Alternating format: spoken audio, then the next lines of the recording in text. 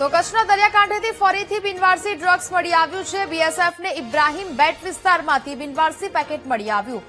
બીએસએફે 11થી વધુ બિનવારસી ડ્રગ્સના પેકેટને જપ્ત કરી લીધા છે।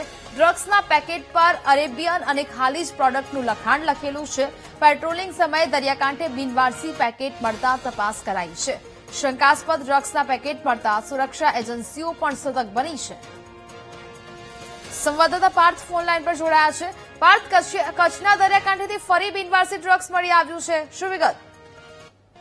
હજી ચોક્કસથી જે ગુજરાત બોર્ડર કહી શકાય, જે દરિયા કિનારે આવેલી છે તે હવે ડ્રગ્સનું ગેટવે બની ગયું હોય તેવું લાગી રહ્યું છે। પશ્ચિમ કચ્છના દરિયાકાંઠે ફરી એક શંકાસ્પદ બિનવારસી ડ્રગ્સ મળ્યું હોવાની વિગતો સામે આવી છે। શંકાસ્પદ પેકેટ મળતા બીએસએફ અને સુરક્ષા એજન્સીએ વધુ તપાસ હાથ ધરી છે। બીએસએફે ઇબ્રાહીમ બેટ વિસ્તારમાં 11થી વધુ બિનવારસી પેકેટ મળી હોવાની વાત અત્યારે હાલમાં સામે આવી છે। બીએસએફ જ્યારે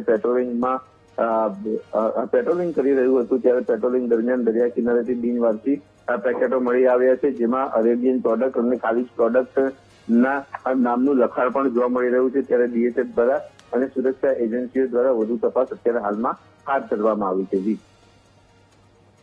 બિલકુલ પાર્થ, જાણકારી બદલ આપનો આભાર।